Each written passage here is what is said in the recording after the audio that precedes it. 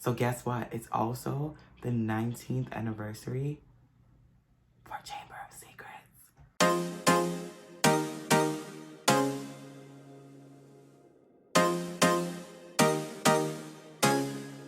Hi guys, like I said, we are biggity back in Molly's world where we hop in the director's seat, a sip on our treats, and I'm still sipping on hot chocolate. Yes, because 'tis the season for great hot chocolate. Yes. I am not an eggnog lover. No. Definitely the hot chocolate. I mean, look at it. What other flavor could you want? But we are going to be getting into Chamber of Secrets, and happy 19th anniversary. Again, I cannot believe it's been 20 years basically of the Harry Potter series or movies existing. I mean, come on, like this franchise and this brand has been so great for so long. It's really like, it's mind-blowing. We're reviewing this movie as people, or I'm reviewing this movie as a person who has watched this for the first time. Now, I know damn well I haven't. So if I relate to the book, which I'm gonna try not to, or I relate to later movies, I'm sorry, but it's been out for 19 years. How could you not? We're just living in the moment, guys. Sorry. But without further ado, let's get into Harry Potter and the Chamber of Secrets movie review. Action.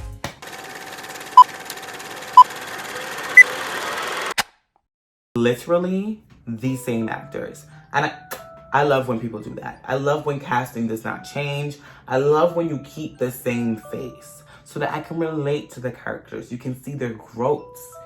Growths. Would it be growths or growth? Because it's plural. People grow.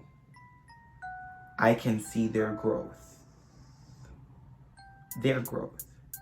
Sam and Gru. I'm sorry. I am really good at English, but for some reason I said growths and it felt right, but now I'm thinking about it and I can see their growth. We have new characters that were introduced in this movie here, and actually, let's go back, because there was one person in the first movie that I forgot to acknowledge, and he's in this one too. But I'm sorry, I'm not trying to be mean, but y'all know that boy that plays the Quidditch games on the Slytherin team? His teeth, y'all. I'm not trying to be mean. I don't know if they purposely made him look that way. I'm praying that his teeth aren't real. I'm praying that they're not, because you guys know that they're bad. You know it. And you know who I'm talking about. If you've seen this movie, you guys know who I'm talking about. And his teeth are bad. And they kept the same actor. So it made me feel like it's his real teeth. And now I feel bad. But they look bad. In the beginning of the movie, Harry Potter is still with his horrible Aunt Petunia, Uncle whatever, fat man. I'm sorry, it's not fat shaming people, but he is just a horrible parent. And so is the aunt, and so is that other nephew, child, cousin, bear, rat, pig, whatever you want to call that little thing, because he has a tail. But we see Doppy the elf. Doppy is a free elf. Doppy has no master. Once again, I'm alluding to earlier things. I'm so sorry. But in this movie, Doppy does have a master. Unfortunately, we do not know who that master is until the ending of the movie. Doppy seems to be so loyal and so protective over Harry that he's sneaking away from his master to warn Harry, do not go back to school. People are planning to kill your ass. And Harry Potter, being the rebellious Potter that he is, like his father, knew that he wanted to go back to school because he could not stay in the living condition that he was in. I mean, who would want to, like I said, Aunt Flower, Petunia, whatever her name is, wasn't doing her job, and neither was the uncle, so I wouldn't want to stay in that house either. So I don't blame Harry for wanting to leave, but then here comes Ron to save him, and I find it very funny that like magic existed in the regular world without people really knowing about it. And then when the car was flying, they were like, oh, 7 muggles saw, and now the guys are in big trouble. But Peter aunt and uncle knew about magic already, which then begged another question: how did magic exist in the world before this? Of course, you know, people love to know these things. This is without reading the books. Yeah. I had another question too, because if Hogwarts is in another place or another realm, then how did they get there in the car? This is without reading the books. So maybe it's just like a protected like spell over the school, and the school exists in the middle of the forest, and it's kind of like Storybrooke. Oh my gosh. Once Upon a Time fans. Yes, I felt like there were a lot of clues or like Easter eggs to like Hermione having feelings for Ron, but trying her best not to like have that. They were all waiting for Hermione to get better, and when she finally did get better, she ran and she hugged Harry, which of course looks loving and everything else, and then she like shook Ron's hand. Everyone knows when you're a child, the person that you like the most, you try to stay away from them the most. You try too much to make it seem cordial. And I feel like that's what Hermione was doing in that moment. And so was Ron, like, ha ha ha, let's shake hands. But she full on gave Harry Potter a hug, which it looked and felt like she was more comfortable with Harry. But really, you get what I'm saying? Yeah, but they're kids. You know, I shouldn't. Yeah, but ooh, yeah, they're kids. No, they're kids. Stop it. Yeah, that was weird. Yeah, I shouldn't have said that. Dad, weird. YouTube don't block my video. I am not a pedophile, I promise. This movie to me feels like a movie that answers a lot of questions, but if you pay attention to it, it creates so much more. Because now we get the answer from the first movie as to why Harry Potter can talk to snakes. It's because he's a parcel mouth. He's a parcel mouth, and a parcel mouth means that you can speak to snakes or communicate with them.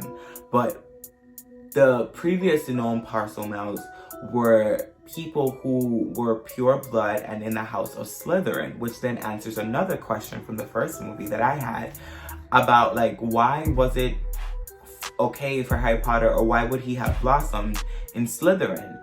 And what's funny enough, the hat, the choosing hat or the deciding hat, I forgot what it's called, don't drag me fans, but the hat definitely said that he will go on to do great things. But saying that great things line kind of reminded me of when Harry was in the shop again, this is in Sorcerer's Stone, picking out his wand. The wand shop man maker told him that Voldemort, who possessed the brother wand to the wand that Harry has, yes, he may have been evil, but he also did great things.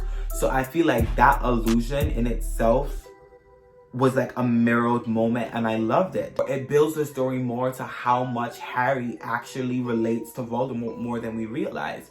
Because we had this flashback moment with Dumbledore speaking to Tom Riddle, which if you unscramble Tom Marvolo Riddle, or Tom Riddle Marvolo, something like that. If you unscramble the letters to his name, it spells Voldemort. We see Dumbledore stop and ask Tom to come back and like, is there anything that he needs to tell him? Are you okay? And after we see that moment, we then see Harry have the same moment with Dumbledore in the hallways, where it's like, are you sure you're not telling me something? Are you sure you're not hiding? And having that moment, it was kind of like, wait a minute. Does Harry and Voldemort have more in common than we think or than we know? And then later on, we find out from Dumbledore that the scar on Harry's head is a curse from Voldemort. But Dumbledore also explains to Harry that because he has that scar on his head, and because of the interaction that him and Voldemort had right before he died, Dumbledore alluded or kind of like gave the hint that there's a piece of Voldemort's energy attached to Harry. There's a piece of Voldemort inside of him. And it was a slight hint to it, but without saying exactly those words, that's what Dumbledore said.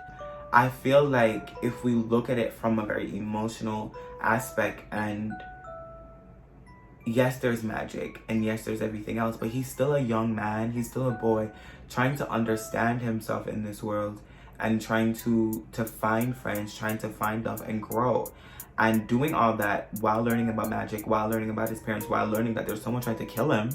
But the thing that's trying to kill him is more like him than anything else. It kind of just makes you reflect and go, hey, what is so bad about me that everyone wants to kill me? And that's the feeling that I felt like he had as a child throughout this movie. Because it's like, the more I exist and the more I go out, people keep saying, oh, you're this, you're that, you're the heir, you're that, you're the one making all the killings, you're the one doing the petrifying. And it's kind of like, wait, hold on. I didn't even know I had all this in common with someone. I didn't even know I had the capability to do all these things. And now you're telling me that this is who I am or who I should be. And now there's a battle within him. It's like, do I continue to like save the world or help people? Or do I do what they expect of me? Which is probably not a bad thing, but they expect me to be in Slytherin. They expect me to act like an heir. They expect me to not be bad. But some people have other expectations of him as well, to be a good person, to be a better person. But I just feel like emotionally, from the emotional aspect, there was a lot of pressure on him in this movie. Before, in the first movie, like I mentioned, he spoke to the snake, but he spoke in English. And in this movie, he speaks completely in parcel tongue or parcel mouth or whatever it's called in front of everyone. And it's the first time that he does that. So you can see that the longer he's at Hogwarts and the longer that he's training, the more his powers grow. I love the fact that there were so many parallels in the movie as well, because going back to the beginning of the movie, a cute little parallel that I really enjoyed was when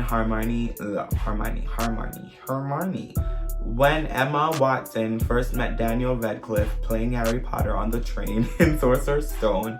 She did a spell on his glasses. I think it was Oculus Repairum or something like that. I might be making that shit up. But that was how they first met. She repaired his glasses. And funny enough, in this movie, when Harry appears in Diagon Alley with his glasses messed up, she again does the same spell as they first introduce each other. So I like that that parallel and that continuation of that. But also, remember I said in my last video that he messed up the words? This was the movie that he messed up the words, because he had his powder at the Weasley house and he went poof and he was supposed to travel to Diagon Alley, but he said diagonally. We learned to the end of the movie that Dobby's master is actually Malfoy, Drake's father. I can't remember his name, don't care to remember his name because I don't like him. But his father is Dobby's master. And it turns out that his father was plotting against Harry Potter the entire time. Because at the beginning of the movie, Harry Potter noticed, and I noticed it too, but you have to really pay attention. When he grabbed Ginny's book to sign it or say something about it, he dropped something else. He dropped another book back into Ginny's basket. And that's how Ginny got Tom Riddle's diary, and that's how she got infected. That's how she opened the Chamber of Secrets. And the thing about the Chamber of Secrets that we forgot to mention was only pure bloods could open it, which is why I knew that Harry Potter was a pure blood, because he was the one that opened it to get Ginny out. Which reminds me, right? So, is Medusa half snake or half basilisk? If a basilisk can turn things to stone, and it's a snake, or petrify it, not necessarily turn to stone, but be petrified, wouldn't you say that Medusa is half basilisk and not half snake? I know Medusa has nothing to do with Harry Potter, but sorry. I'm weird like that. But once again, we have a full circle moment. The Harry Potter song cues again towards the ending of the movie. And I cannot forget to mention that I was very confused about why Harry Potter was played around the holiday times, and 19 years later, I know why. Because sitting and watching it during this time, it feels more real. I could feel the cold air that they feel. I could feel the holiday in the air, because it's the same thing that I see in the movies, and their Christmas scenes are so beautiful in this movie. It makes me want the holidays, and I see why now they play it during the holidays. Like any other Harry Potter fan, we know that it gets better as we go along or move forward. So I will definitely be back with the rest of this series because we have, what, I think 5 more movies to go. No, there's 7 books. So I think I have, guys, I don't know how much movies I have left, but it does not matter because what really matters is the fact that you are here and that you are watching. So if you enjoyed this, if you enjoyed chit-chatting, get into some things with me, please scroll down, hit subscribe, hit the notification bell so you get notifications and updates for when I post, because we will be back for more. But for right now, I'm about to hop out of this hard-ass director's seat. I'm about to sip the rest of my treats, and we'll be back for more deets. I love you guys. Enjoy your holiday season. And this is all for now. I love you guys. Until next time. Mwah.